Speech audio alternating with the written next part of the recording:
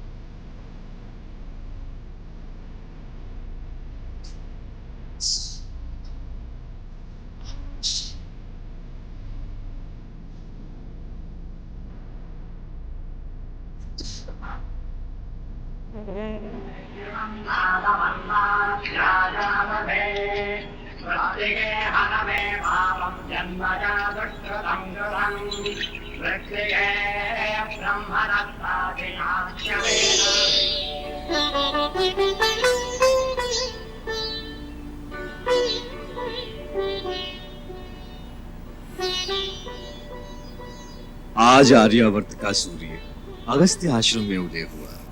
हमारी चिरकाल की अभिलाषा आज पूर्ण हुई। हे मुनीन्द्र, वनवास काल में महामुनि भरद्वाज, महर्षि वाल्मीकि, अत्रि मुनि, सती शिरोमणि देवी अनसुया, सिद्ध जितेंद्रिय शर्भंग आदि अनेक मनस्वी तपस्वी महान विभूतियों के सत्संग में व्यतीत घड़ियां जन्म जन्मांतर के पुण्य से प्राप्त हुई है।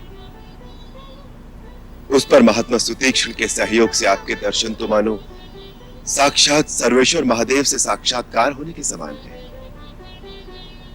अपने सेवक को सदा ही बढ़ाई देना एक अच्छे स्वामी का गुण है।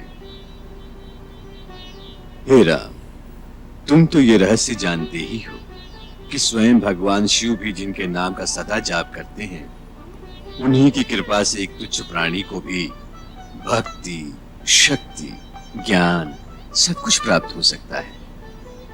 ये विनय भाव ही तो आपकी शोभा है, अन्यथा आपकी महत्ता, आपकी महिमा तो देवताओं से बढ़कर है। अपने सूर्य तुल्य तेजस्विता से समुद्र शोषण करने वाले तेजोमय तपस्वी हैं आप। हे दीर्घायु महात्मन, आपकी सिद्धि के सम्मुख नतमस्तक होकर देवता, गंधर्व, सिद्ध, यति आपकी उपासना करके धन्य होते हैं। आज आपके चरणों में बैठकर जन्म सुफल हुआ हम तीनों का। ये दुर्लभ पुण्य हमें अपने वनवास के अंतिम चरण में ही सुलभ हुआ। जब तुम्हारे दंडक वन में आने का समाचार मिला था तो हृदय में एक आशा जागी थी कि इस आश्रम में भी तुम्हारा आगमन होगा और हम तुम्हारे दर्शनों से अपने नेत्रों को कृतार्थ कर लेंगे। आज वो आशा फलीभूत हो गई। तुमने 10 वर्षों तक दंडकारण्य में ऋषियों की रक्षा का भार संभाला है। अब तुम्हारे वनवास का जो थोड़ा समय शेष रह गया है, उसे तुम हमारे आश्रम में रहकर व्यतीत करो। ये आश्रम राक्षसों के आतंकों से मुक्त है। यहाँ आकर हिंसक पशु भी अपनी हिंसा भूल जाते हैं। तुम्हें अपनी तपस्या और साधना में यहाँ के वातावरण से सहायता मिलेगी। यह आपका विशेष अनुग्रह है मुनिनाथ। आपके श्री चरणों की छाया में रहकर आध्यात्मिक लाभ प्राप्त करूं और शांति पाऊं, इससे अधिक सौभाग्य और क्या हो सकता है। परंतु आप तो मेरा उद्देश्य जानते ही हैं। मैं दंडक वन को राक्षसों और आसुरी शक्तियों के अत्याचारों से मुक्त करने की प्रतिज्ञा ले चुका हूं। इसलिए मैं अपने आप को इस परम सुख से वंचित करने पर विवश हूं। तुम ठीक कह रहे हो राम। मैं देख रहा हूं कि तुम्हारा कार्य और देवताओं का उद्देश्य अभी पूरा नहीं हुआ, और ये उचित भी है। इस दंडक वन पर तुम्हारे ही एक पूर्वज महाराज दंडक राज करते थे। नरभक्षी राक्षसों ने उस हरे भरे देश को उजाड़ दिया है, अतः हम तुम्हें कर्तव्य से विमुख नहीं करेंगे।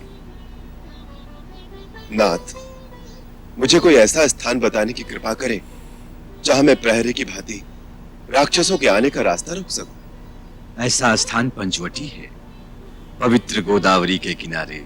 यह स्थान बड़ा सुरम्य है, तुम वहीं वास करो। उसके आगे जनस्थान में राक्षसों ने अपनी अग्रिम छावनी बना रखी है।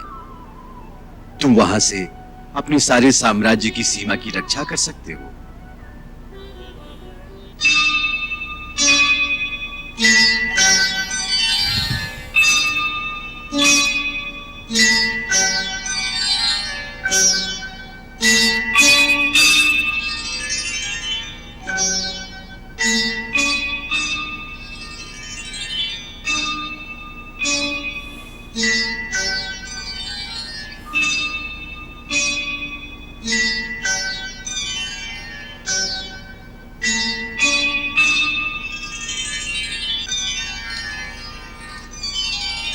राम, मैं दिव्य दृष्टि से देख रहा हूं कि आने वाले दिनों में तुम्हें अपने कर्तव्य पूर्ति के लिए बहुत परिश्रम करना पड़ेगा। कई संकट आएंगे तुम्हारे रास्ते में।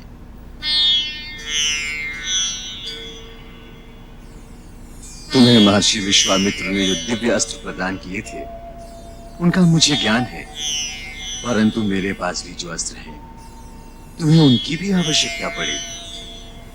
इसलिए मैं तुम्हें सब कुछ देना चाहता हूं। मेरे साथ आओ।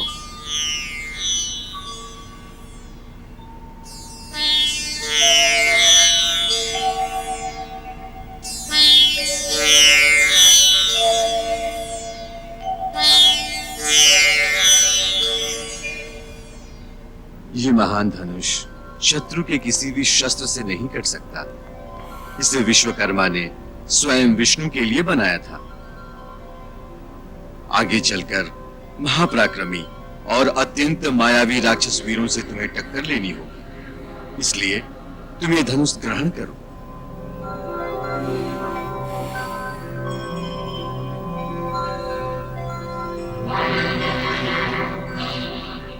ये दो दिव्य तुणीर हैं जो मुझे इंद्र से प्राप्त हुए हैं।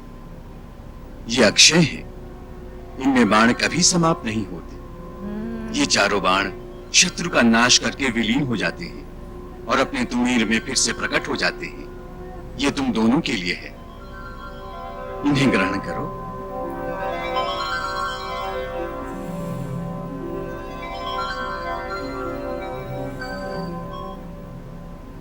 ये एक दिव्य खड़ग भी है, इसमें तीनों लोगों को विजय करने की शक्ति नहीं थे। लक्ष्मण, तुम इसे धारण करो।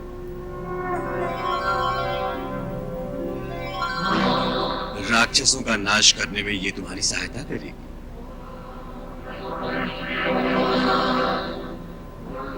राम, ये वो बाण है, इससे शिव ने मेरु पर्वत से बनाए हुए महान धनुष पर अनुसंधान करके त्रिपुरासुर का अंत किया था। ये अमोघ बाण भी मैं तुम्हें प्रदान करता हूं, इसे स्वीकार करो।